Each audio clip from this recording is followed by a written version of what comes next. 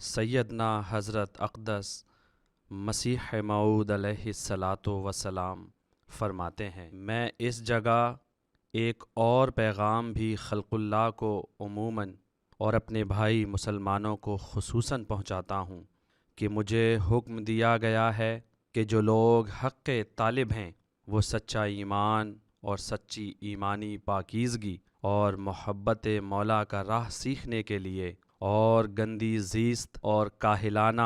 اور غدارانہ زندگی کے چھوڑنے کے لیے مجھ سے بیعت کریں۔ پس جو لوگ اپنے نفسوں میں کسی قدر یہ طاقت پاتے ہیں انہیں لازم ہے کہ میری طرف آویں کہ میں ان کا غم خوار ہوں گا اور ان کا بار ہلکا کرنے کے لیے کوشش کروں گا، اور خدا تعالیٰ میری دعا اور میری توجہ میں ان کے لیے برکت دے گا، بشرطے کہ وہ ربانی شرائط پر چلنے کے لیے بدل و جان تیار ہوں گے۔ یہ ربانی حکم ہے جو آج میں نے پہنچا دیا ہے۔